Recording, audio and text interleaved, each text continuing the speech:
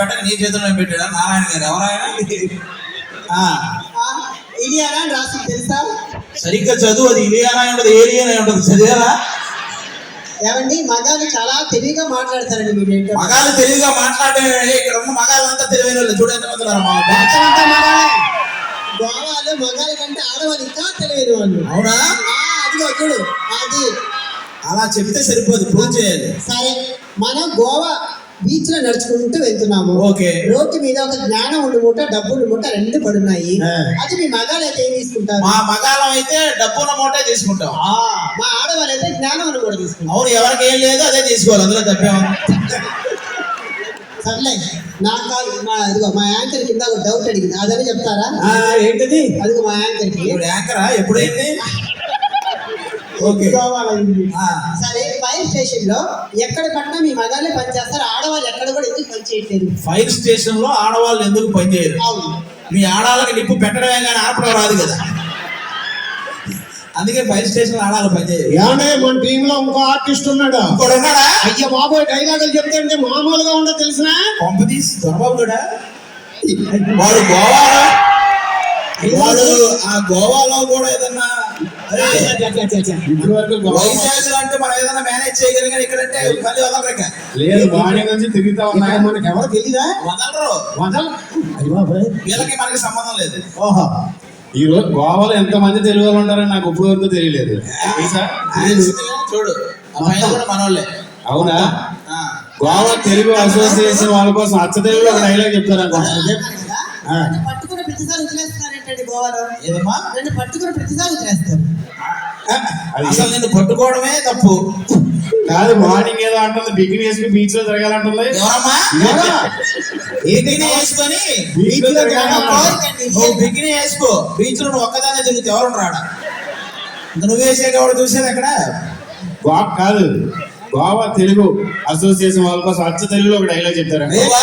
చెప్పు. ధర్మ పరిరక్షణ దురంధరుండా, సకల పాప శిక్షణ దక్షుండా, సుబ్బారావు కొట్లో సున్నుండా.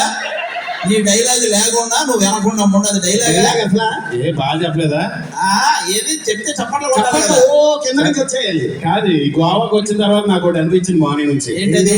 గోవాలోనే ఉండిపోదాలనిపిస్తుంది. గోవాలోనే ఉండిపోదాలనిపిస్తుంది. అవును, నాకు గది నిండా ఏసీ కావాలి, గది నిండా డబ్బులు కూడా ఉండాలి.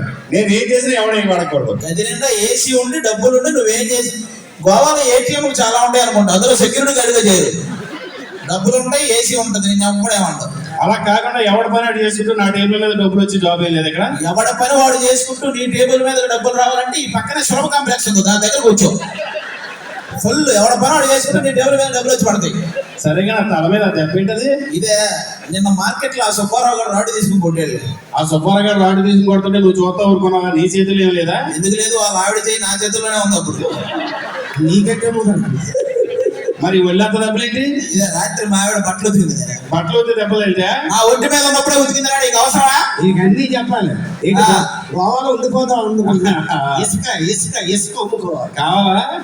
సర్లే, థ్యాంక్ యూ సో మచ్ అండి.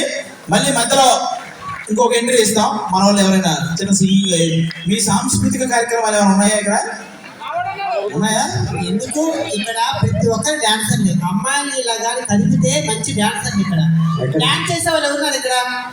శాంతితో రండి, శాంతితో డాన్స్ చేయడానికి రెడీయా? పోనీ అబ్బాయిలు ఉన్నారా? అబ్బాయిలు రారా బంగారం, నీ టాలెంట్ చూపుతున్నారు. కాదు, ఉన్నారా? ఇంకో ఇద్దరు ఛాన్స్ ఉంది. ఈ సామాన్లన్నీ వెనక్కి పెట్టాడు నుంచి మన రాజుగారు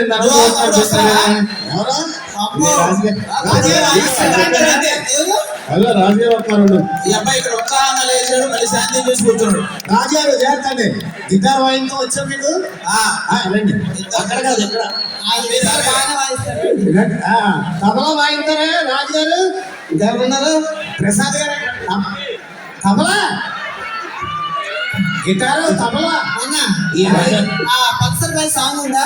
ప్రసాద్ గారు సాంగ్. ప్రసాద్ గారు ఎక్కడ? ప్రసాద్ గారు, మా ప్రసాద్ గారు రమణ పాడిన సాంగ్ చింపిలి చింపిలి. ఏది కావాలి? వామ్మో, ఇంతమంది